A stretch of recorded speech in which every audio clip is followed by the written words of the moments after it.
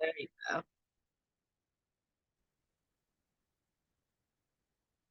Yeah. All right, cool.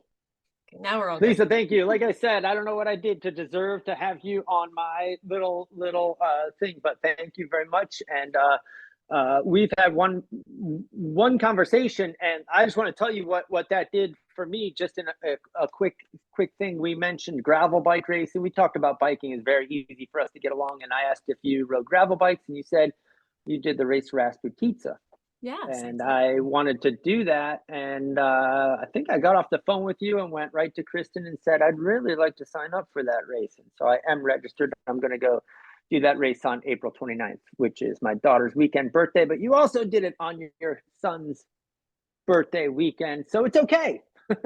It's not being selfish, it's living life and setting an example for your children to do so also. Thank you. Thank you. Oh my gosh, that's exactly right.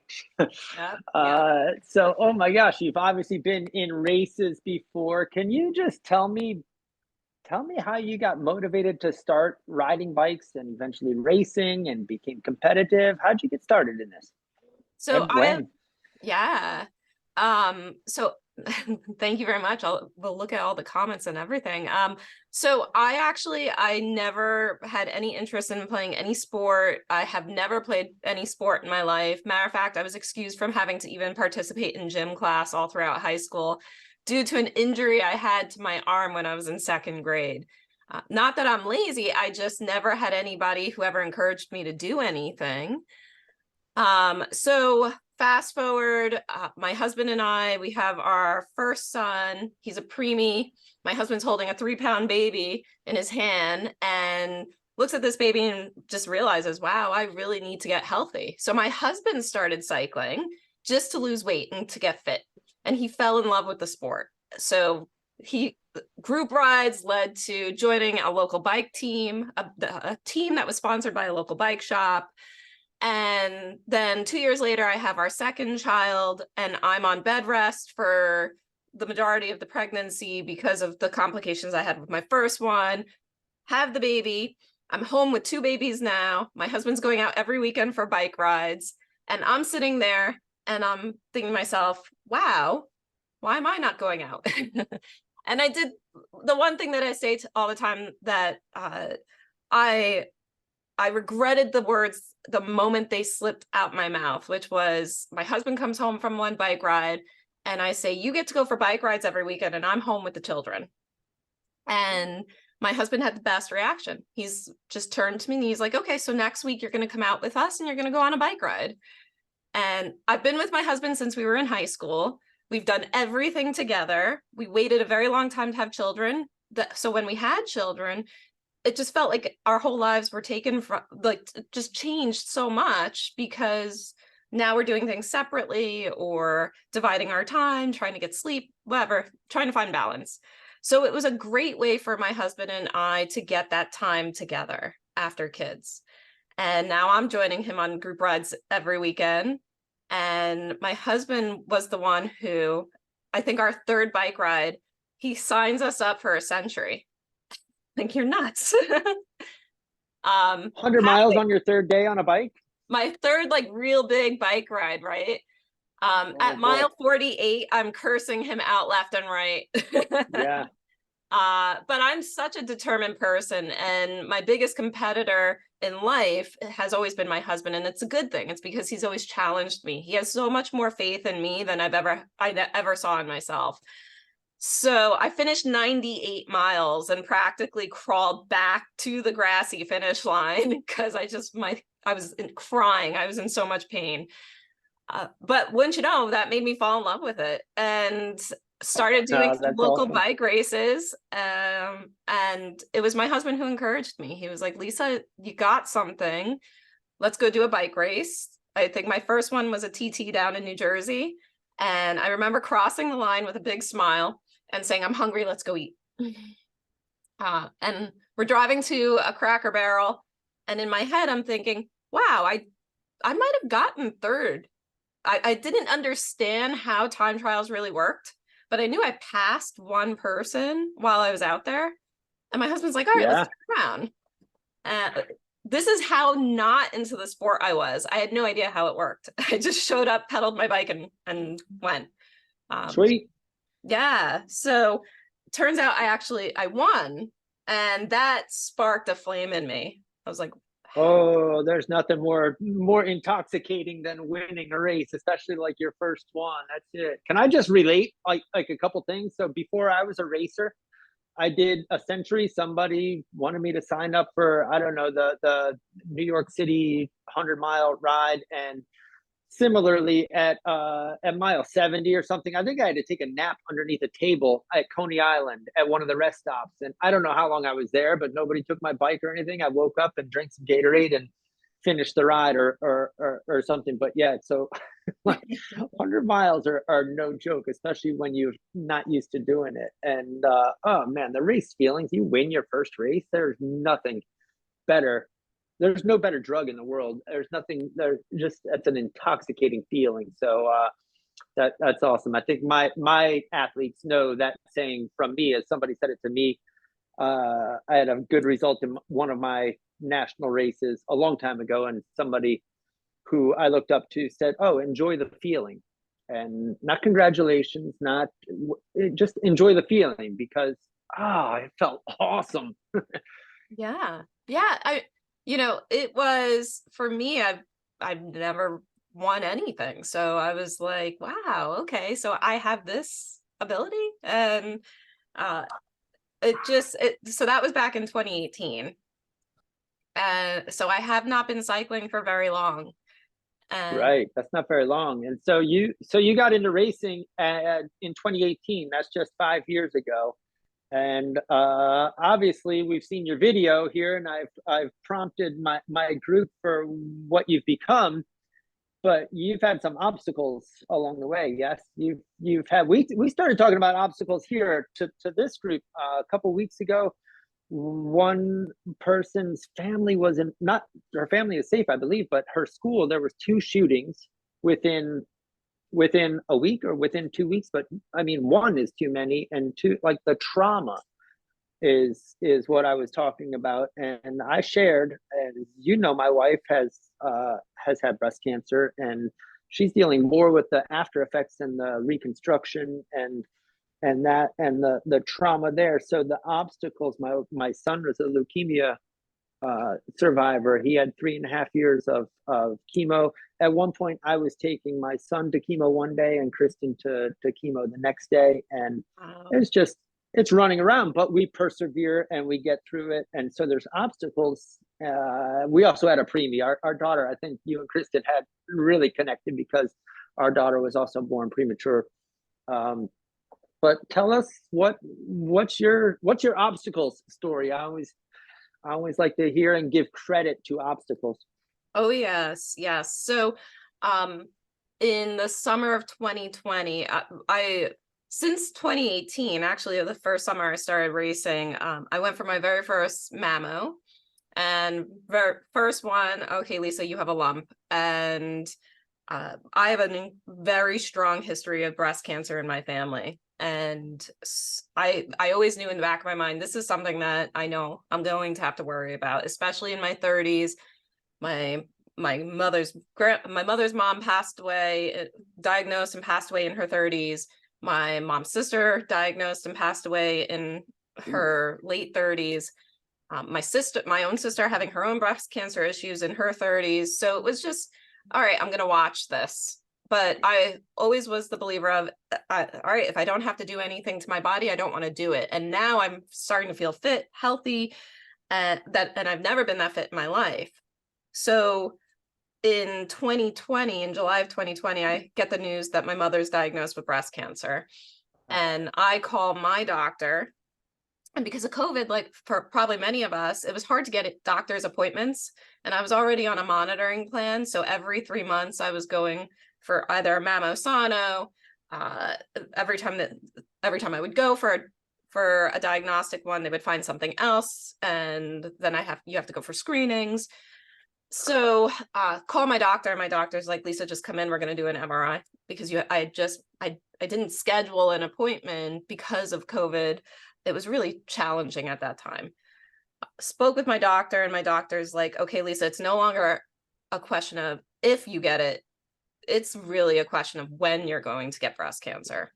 So Oh, for me, yeah, I mean, I already had so many issues going on, and I'm just sitting there. I come home that night and I turn to my husband and I say to him, okay, how are we going to handle this?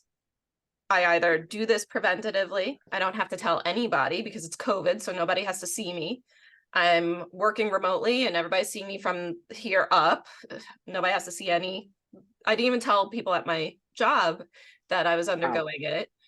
I love what I do. And I was just like, you know what better time to do it where I can just dive into working and be home and recover. And they made it sound so easy. They were like, okay, Lisa, I'm honestly, I actually had a doctor turn to me and say, Lisa, we can't cure every cancer, but we can cure breast cancer by having this procedure done before it actually becomes cancer. And I was more than comfortable because all I kept thinking was, all right, in 3 months, I could get back on my bike. I'll be fine. My children won't have to watch mom go through chemo or radiation. And as you say, I mean, when you think about the people who are around you, I think many times we don't take into consideration how much they're impacted by the patient and what the patient's going through and taking care of that individual. So I right away, I mean, this is July. I made the decision I'm going in for a double mastectomy. Even if I don't qualify for reconstruction, that's fine. I can live a life totally fine. That was my mindset. And in August, I underwent my double mastectomy. So it was very, very challenging, harder than I actually ever expected. And similar to other women, I had to do something called expanders, which are incredibly painful. And Oh, so not only are you doing the double mastectomy, but now you're putting pieces of plastic inside you that are meant to expand your skin. Every week you're going for injections that fills your skin, and it gets even more and more uncomfortable as it gets larger and larger. So I had to then have those removed, have the reconstruction done. And for me, my biggest challenge was my reconstruction was actually done in a way where it caused me to lose a great deal of mobility in my arms, and also prevented me from being able to actually put pressure to get back on my bike and ride. I suffered from post-mastectomy pain syndrome. So what that means is I felt as if I had somebody who was constantly stabbing me in a rib cage, constant burning. I couldn't lift my arms any higher than this, and it felt like somebody was stabbing me in one of my shoulder blades. In addition to that, my pectoral muscles were cut to give room for the reconstruction. And my pectoral muscles, me being a lean person, were trying to reject so I would have bruising just randomly showing up and not understanding why. So I could not sleep. I was very sleep deprived. That is a real thing. And the whole time I'm trying to look strong and feel like I'm recovering during the day for my kids. At night, I'm laying in bed or sitting in my closet crying because I'm in so much pain. oh man, I can't imagine. And all the while, you're not able to do the thing that you've come to love, which is pedal your bike and ride your bike because you've been handicapped at this point. Jeez. Pretty much. So I hit rock bottom, and I tell people all the time that I'm actually grateful I hit rock bottom because it revealed a whole new level of strength that I never thought I needed or had. It was the strength to be able to turn around and admit that I needed help, and I had to seek it from others. So I immediately, I was working with I was working with my coach, and I went to my coach, and at this time I'm not training, but I know I want to get back to where I was. So I need all of the help I can get. And what my biggest lesson learned was you never know where you're going to get the help that you need. And I got it from people I never thought that I should or would ask. So I finally found a doctor who looked over all of my records, explained everything to me, and gave me so much hope immediately. Gave me all of my options, explained exactly what he could do to eliminate the pain. explained to me what I needed to do to get stronger and healthier, allowed me to make my choice as to which way I wanted to go with the reconstruction. There's so many options out there, but of course they don't talk about that in great detail. And that doctor performed a surgery in March of 2021 to completely redo my reconstruction. And Amazing. so what for me, what happened was my pectoral muscles were in a constant state of spasming. And so that's why I couldn't put my arms up. I did not know my pectoral muscles were actually cut. And this new doctor who was so willing to help me, matter of fact, saw how much pain I was in, could relate, and scheduled my surgery for as soon as he possibly could, which happened to be 3 weeks after the first time I met him. Wow. Yeah, so I came out of that surgery, and I still get so emotional about it, because when you're dealing with chronic pain and you think, wow, this is what my life's going to be like. This is how I did this to try to have a good life for me and for my family. And now I'm disabled and I'm in constant pain, and I can no longer recognize who I am. So when I came out of that surgery, all of the pain I had was gone almost immediately. It was like Oh a my miracle. gosh, that's a miracle. That is a miracle. So I then sought the help of a chiropractor, actually, because now I have muscle atrophy, right? Because I wasn't using my arms the way you would normally. And I also have fear. I feel something totally different. Nothing feels natural at first when you do this. And so the moment I start to feel something different, I don't want to push myself past what I feel, because I don't want to do anything wrong. So here's another place where you need help. I needed someone to help push me past those feelings, to show to me, Lisa, you can do this. You put your arm fully above your head. You can, Whoa. right? So I sought the help of a chiropractor who actually in one session poked and prodded, did everything I thought you shouldn't do, because, I don't want you to mess anything up, and asked me to step off that table, and within 10 seconds goes, okay, Lisa, raise your arms. And it was the first time in 10 months that I was able to actually raise my arms, and I just fell to the floor crying in joy. I bet you did. Oh my gosh, I can't imagine. Um, How, oh man, I'm dying to hear the part where you get back on your bike. yeah. So I felt so good after that surgery. I started cycling again in May. I promised my doctor, okay, I'll give you 8 weeks, and then I'm going to get back on my bike and I'm going to start riding. And my husband was great. He set up my bike next to his in our basement, so that way I had the companionship. My coach was really great, because I went to him and I said to Mike, I was like, all right, I don't know if I'll ever compete again, because I don't know if I'll ever have the confidence, right? And crit racing, road racing, it can be quite aggressive. I've had people push me. I've crashed up in Vermont, and I don't know if I'll ever be able to feel comfortable doing that. However, I want to see how strong I can get. I got taken out of commission right when I was just scratching the surface. I'm really curious what I can do. And my coach was completely on board. He's like, all right, let's see what we can do. We'll start off slow. We'll see how you're progressing. We'll get you back on the bike. And with the whole thought of, okay, so Lisa may never compete again, but I'm going to help her and we're going to do this together. So I started training again in May, started to feel really good. Did some gravel events that summer. I did not compete the summer of 2021.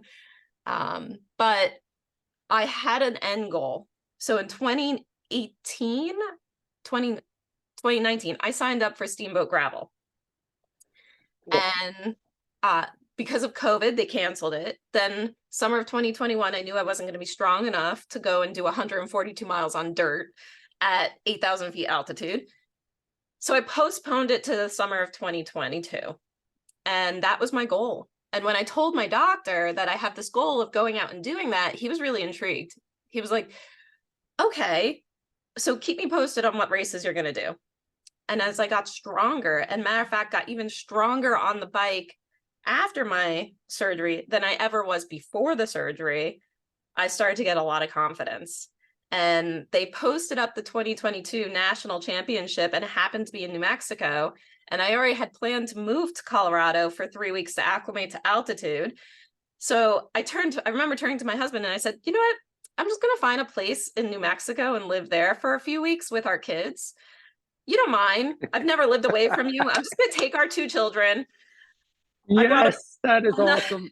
I bought a brand new Ford Bronco and I wanted it to be a manual transmission. I got it a week before I had to leave for New Mexico. Sweet. Put my kids in the car, drive all the way to New Mexico.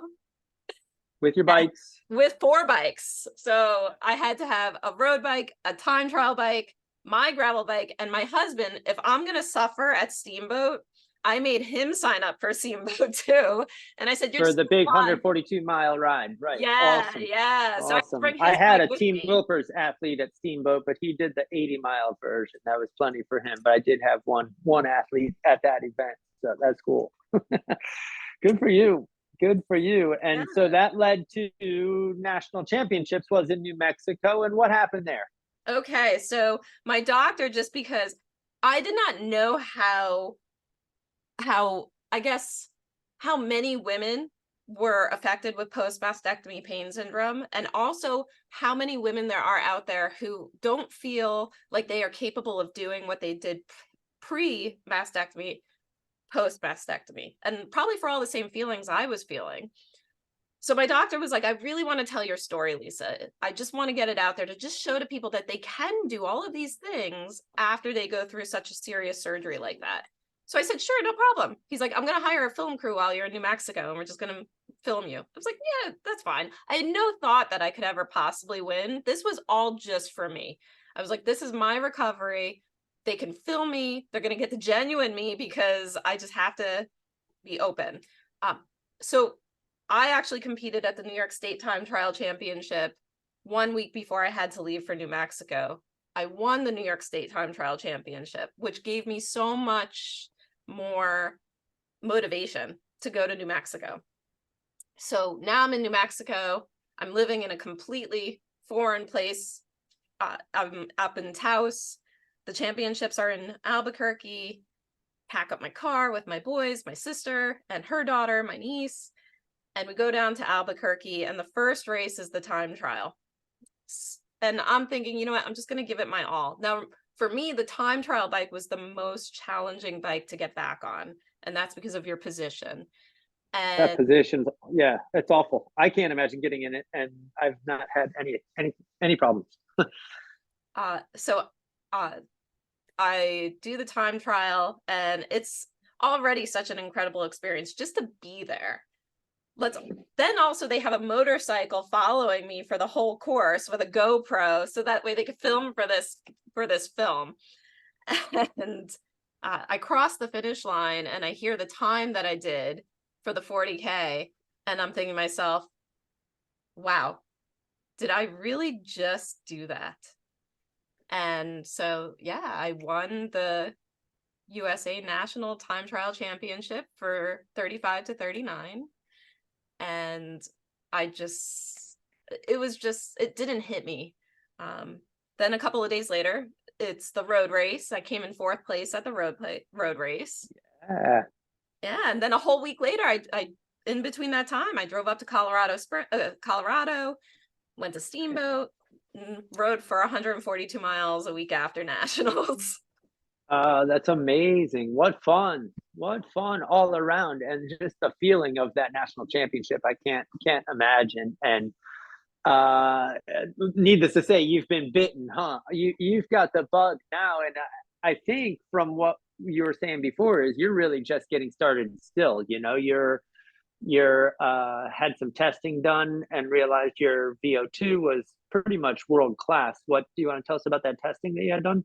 So yeah, that actually, I had in 2018, or was that beforehand? Well, in 2018, I had my first VO2 test. My coach sent me to get a VO2 test because they were just like, how is this woman capable of doing this? And she's never done anything. And so that, I don't know, for anybody who's ever done a VO2 test, it's the most uncomfortable thing. And of course I didn't Awful. Google it beforehand. I just show Mm, up. mm, That's awful. So they put this thing that pinches your nose, and then they put the mouthpiece that looks like a regulator for scuba diving. And on top of that, they're also taking blood from you every 3 minutes. As Yeah, you where do they take the blood from? So for me, that time it was your fingertips. Okay. And so that, they're increasing the power by about 20 watts every 3 minutes, and then they're taking the blood. It's just such an interesting experience. And I did it here at a local university that had the full lab, and I get my results, and they were like, okay, this is just, all the students are super excited. They're like, are you kidding me? Is that really her VO2? Your physiology is basically the same as Lance Armstrong. Yeah, your VO2, your ability to consume and use oxygen is off the charts. So, and of course I have no idea. And once I got those results, I think that was like, wow, okay, let's see what I can do here. So after I got back from nationals, it was just an incredible journey. I ended up, the film crew that filmed me down in New Mexico handed over footage, and another film crew turned and said, Lisa, we'd love to get more footage of you at home. We want to follow you. And at this point, when I came back from nationals, my back was killing me. I knew I needed to start physical therapy because I was just feeling, my muscles were just feeling so sore from riding so much. And mind you, I've never done any strength training. I've never done anything else. So all of those other very important muscles that you need to use when you're on the bike, I've never done anything to condition them. I've never done anything to train them. So I Wow. started, when I came back, I started in October of this past year, I started working with a strength coach in collaboration with my cycling coach. And I cannot believe the difference. And once I started to feel so different on the bike, I turned to my coach and I said, all right, clearly I still have something in the tank here and I just don't know what it is. So let's just keep going. Uh, it was also another piece of my recovery. So I've never bench pressed in my life. I've never done a pull up in my life. And push-ups, I've always, those I could do, right? But to be able to bench press 65 pounds and again, to continue to break that physical and mental barrier that I have from my surgery is a really big piece of my journey. So I am not done. I am training hard, got a new time trial bike, because what happens when you win nationals, you automatically get invited to go compete at Worlds. And I couldn't this year because I come back and I get very sick with a stomach bug. I lose 5 pounds in 3 days. Oh no. Oh no. But I also didn't have a UCI legal time trial bike to compete overseas. So Okay. now I do, and I'm sitting here training every day to see if I can defend my championship and get overseas to see what I could do at Worlds. Where UCI national world championships, where is it? I am not so certain where it's going to be in 2023. Do you know where national championships are this year? Yes. Yeah. So this year they're going to be in Georgia. Okay. And do you know when? Just so we can all kind of keep an eye out for you. Yes. Actually, I know the exact date, but it's in August. And let me pull it up right here, because of course it's in my training plan. And then I want to talk about your training. If you have a few minutes, just I want to hear what your training is like, but then most importantly, I want to hear about recovery. Yes, which Week to week, day to day. My group here has been taking everything I've handed to them for 3 weeks straight in a progressively overload fashion. They're even doing some sprints this weekend, so they're coming up with a well-deserved recovery week. So maybe we could just a few minutes, as much as you want to talk about that, that'd be awesome. But when is national championships? August 23rd. Oh, sweet. All right. Yep. So I will be there, and if anybody wants to reach out, I'm happy to meet up. So yeah, my cycling, clearly, like I'm sure like many of your athletes, cycling is not my full-time job. I like to tell people all the time, I have like 4 full-time jobs. I have my career, which is with Cornell, and I love what I do. I'm very passionate about what I do. I have my family and my house. And so cycling, my biggest challenge is finding the time. And I probably train anywhere from 8 to 10 hours a week. And it varies, because I think one of the things that's important when you talk about recovery, for me, I always got on the bike and I said, okay, this ride has to be a ride where I get PRs. Every ride, I had that expectation of every ride has to have a new PR. And if I didn't hit a PR, I was getting like very upset and demotivated. Like, oh, and then I would have those days where I would get on the bike after a full day of working and I would have 2x20s and I couldn't hold the power for 20 minutes. And it's like, am I getting weaker? And so, you know, I didn't realize how important recovery was. I also didn't realize how much your life stress affects you physically. And I have definitely grown as an athlete as a result of going through this whole process. I'm still really in my infancy stage of cycling and actually following training plans. But I think what's really important with recovery is just knowing your body's limits and giving yourself some credit. Just because I'm not hitting the numbers I was hitting last week doesn't mean I'm not going to hit those next week.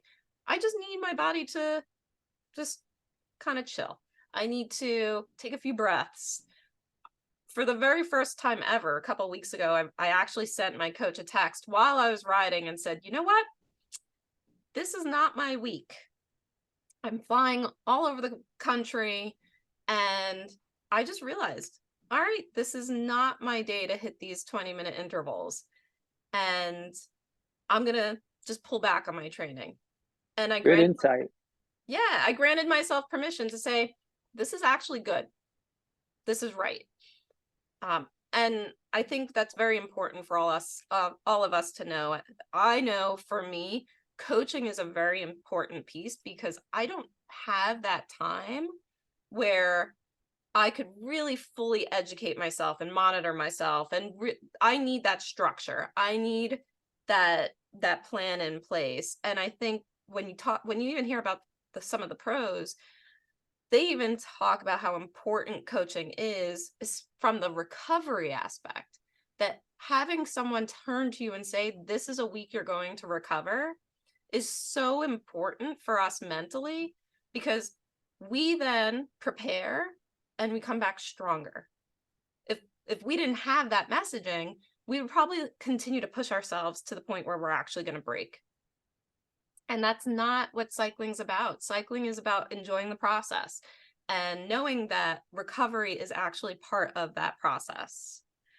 So I know for certain I've been focusing on strength training, endurance, and I had VO2 efforts that I just could not nail. And now that I'm learning more, it's like, okay, wait a minute. This time of the season, this time of the training, VO2, that's not what I should be focusing on. I have to rebuild to that. And so it's okay that you can't hit these numbers right now.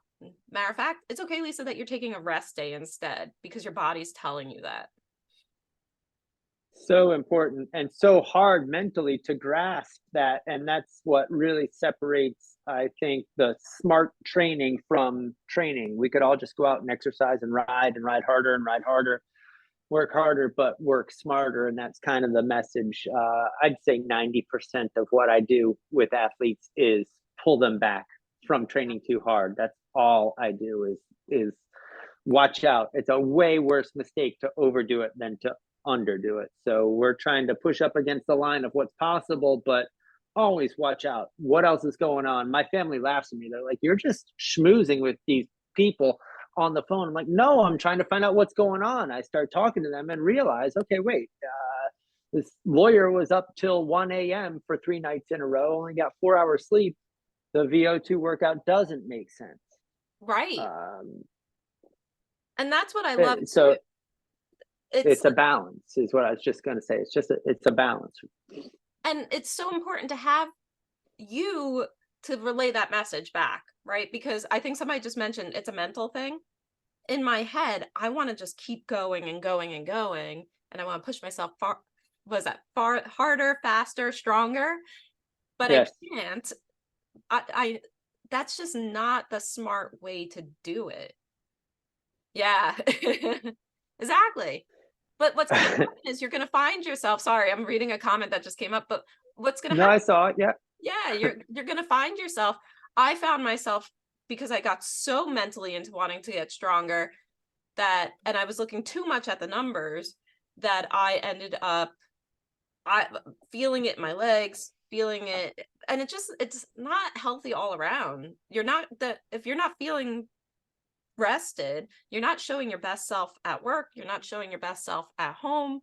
And so when you think about that recovery, it's more important than just to your cycling. It's also important to all other aspects of your life. Yeah, totally, totally. So that's, I think, both of our message to this whole group is that next week coming up is their recovery week, and it should be treated like training. It is your job to recover, to rest, to adapt a nurturing environment where you can make the changes happen and prepare for the next hard week. Mhm. The next week is pretty hard. Yeah. So anyway, anything else we didn't touch on, Lisa? Thank you so much. Anything else you wanted to share with everybody? Well, yeah, I think it's really important to remember that you're doing this to satisfy yourself, and that making time to train, making time to recover, making it all part of your life is very important. And that no matter what, it, there are going to be challenges, and you are going to have to weigh the priorities, and you're going to have to refocus and focus yourself on all of these other things that are pulling at you, but to just continue to find the love for it. And that at the end of the day, if you're going to bed and you're happy and you're pleased with everything that you've done that day, that you're going to bed and you're going to sleep well, and you're going to wake up the next day rested and ready to go for whatever challenges keep coming your way. And I would say that we're constantly going to be faced with challenge, and it's that resilience that we have to find in ourselves to continue to learn and grow. And through your entire experience coaching, training, as an athlete, the resilience and overcoming challenges is probably the most satisfying part. I also want everybody to keep in mind, I just said this earlier in another podcast that I did. They were like, "What's your biggest learnings?" And I said to them, I was like, "I learned more from the races I've lost than the races I've won." And so just keep thinking, even with those workouts, you learn more about it, about your sport, about where you are fitness level, from those workouts that you may have not hit, to better inform the harder workouts that are coming your way. So true. So true. Oh, that's awesome. And I say to a lot of these people are a lot of us. I'm not competitive. A lot of us are non-competitive, but still training smart. And the sentences you just said are can apply to life as well. But I also like to relate cycling to life in that even if you're a lawyer preparing for a trial, I have clients say, "Oh, the trial's coming up. I'm not going to be able to train then." That's your event. Okay, they work hard during those. Doctors doing surgery, anything, whatever it is that you are preparing for. That's what you're. That's what cycling's for. That gives you the base, the foundation to be able to perform better, like you just said, to bring your best self to your job, to your family, and really to yourself. Absolutely. So Absolutely. cycling, way of life. Love it. Exactly. There you go. No wonder. You and I could talk forever. It's awesome. I hope you and your husband do come up and get to ride bikes together. That'd be fun. Oh, he's waiting for you to tell me what dates. He's itching to get out there. He loves gravel. That's his newest thing. Sweet. All right, perfect. We will make it happen. Well, thank you so much for joining us. I'm sorry about the technical difficulties. Thank you for the rally. This is my beta version, and we're going to make a lot of mistakes. It's perfect. Thank you very much for having me, and best of luck to everybody. I think this is wonderful. Your group is wonderful. And just the connections you're making are also really impactful for your training. So good luck, everybody. And maybe I'll see you out there on the road. Yeah, of course you will. All right. Thanks, Lisa. And I'm going to say goodbye to everyone. Thanks for tuning in, and we'll see you all next week.